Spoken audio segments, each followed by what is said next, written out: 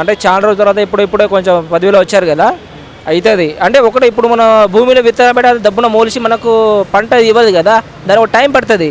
అలాంటప్పుడు ఒక సంస్థని ఒక క్యాపిటల్ డెవలప్ చేయాలంటే కొన్ని సమయం పడుతుంది. ఎంతైనా చేస్తారు, డెవలప్ అనేది చేస్తారు, ఎంతో కొంత చేస్తారు. ఇన్కమ్ జనరేషన్ ఎలా చేయాలనేది చంద్రబాబుకు బాగా ఆలోచన ఉంది.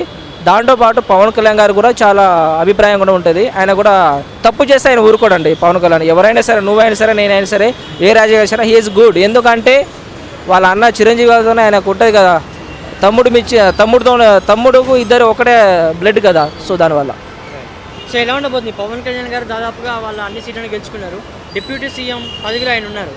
భవిష్యత్తు అంటే ఆంధ్రాకి భవిష్యత్తు మంచిగా ఉండబోతుందా డెవలప్మెంట్ ఐటీలో? Yeah, definitely. ఎందుకంటే ఈ మధ్యలో మనం 10 సార్లు ఎమ్మెల్యే అయినా కూడా మనకు డిప్యూటీ సీఎం ఇయ్యారు. ఆయన ఒక్కటేసారి గెలిచి ఒక 21 సీటు తెచ్చిందంటే ఆయన చూడండి, ప్రజలు ఆయన మీద ఎంత నమ్మకం ఉందో అనేది. అలాంటి నాయకుడు ఉండాలి. దాంతోపాటు ప్రజలు కూడా కొంచెం హెల్ప్ చేస్తూ ప్రజలు కూడా వాళ్ళకి సపోర్ట్ ఉంటే చాలా మంచిది. సో ఎలా ఉండబోతున్నా ఈరోజు ఒక విధంగా హైదరాబాద్లో హైటెక్ సిటీ అంటే బాబు గారు అంటారు. సో ఆ విధంగా ఆంధ్రాలో మరొక హైదరాబాద్ కాబోతుంది అంటారా? మేబీ అప్పుడు అంటే కాదు, మేబీ సైబర్ సెక్యూరిటీ సైబర్ ఉంది కదా, అట్లయితే కావచ్చు. ఎందుకంటే హైదరాబాద్ లాంటి అంటే ఇది బెంగళూరుతో సెకండ్ బెంగళూరు అంటారు దీన్ని హైదరాబాద్ను. మనం అంతవరకు హైదరాబాద్ అంత డెవలప్ అయితే కాదు, అది పక్కా చెప్పగలము. బట్ డెవలప్మెంట్ అయితే జరుగుతుందంటారా? డెవలప్మెంట్ 100% జరుగుతుంది, కానీ హైదరాబాద్ నుంచి డెవలప్ అయితే కాదు, అది పక్కా చెప్పగలను. ఎందుకంటే ఒకప్పుడు మనం అప్పుడు పాపులేషన్ తక్కువ ఉండేది, ఇప్పుడు పాపులేషన్ ఎక్కువ ఉంది.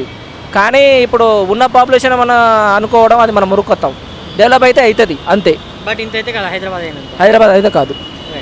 సో ఎలా ఉండబోతుంటారు ఒక విధంగా ఈరోజు ఆంధ్రాలో లైక్ ఐటీ సెక్టర్ కానీ అక్కడ డెవలప్మెంట్ లేకనే ఎంతోమంది విద్యార్థులు ఇక్కడ వచ్చేసి కోచింగ్ సెంటర్ల చుట్టూ ఉద్యోగాల కోసం ఇక్కడ తిరుగుతున్నారు.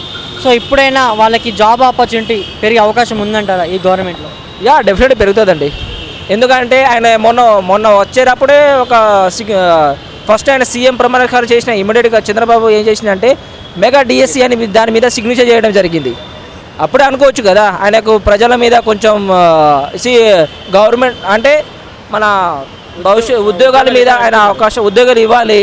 ప్రజలు ఇంతవరకు ఆయన జగన్మోహన్ చేసిన తప్ప ఏంటంటే ప్రజలకు మనీ ఇచ్చుకుంటూ పోయిండు. మనం వర్షం చల్లినట్టు చల్లుకుంటూ పోయిండు, కానీ ఇన్కమ్ ఎట్లా జనరేట్ చేయాలో తెలియదు. ఆయన అంటే ఏమంటారు, ఒక విధంగా జగన్మోహన్ రెడ్డి గారు ఓడిపోయారంటే దానికి కారణం ఉచిత పథకాలే కారణం అంటారా? డెవలప్మెంట్ ఏమీ లేదు, జస్ట్ ఉచిత పథకాలే అంటారా? యా, ఉచిత పథకాలు, దాంతోపాటు మన రిక్రూట్మెంట్ లేకపోగా ప్రజలకు కొంచెం ఓన్లీ ఇస్తూనే కూడా పోతున్నాడు తప్ప రాజధాని విషయంలో 3 రాజధానులు ఒకటే రాజధాని చేయలే, కానీ 3 రాజధాని ఎట్లా చేయాలో చెప్తాం, చేయలేము కదా. ఒకటే కట్టు లేదే మనకు. ఆయన ఏమనుకున్నాడంటే బెంగళూరులో ఒక హౌజు, హైదరాబాద్లో ఒక హౌజు, అంటే స్టేట్కి మనకు సీఎంకి ఒక హౌజ్ ఉన్నట్టు ఆయన అనుకున్నాడేమో, కానీ అది కరెక్ట్ కాదు. ఎందుకంటే ఉన్నదాన్ని ఒక్కటి డెవలప్ చేసినట్టే ఆయన చేసిన తప్పు ఏంటంటే అదే అమరావతి అని డెవలప్ చేసి ఉంటే ఆయన గెలిచేటోడు. తప్పు ఆయన చేసిన మొదటి తప్పు అదే. సో ఒక విధంగా ఇప్పుడు లైక్ పవన్ కళ్యాణ్ గారు డిప్యూటీ సీఎంగా ఉన్నారు.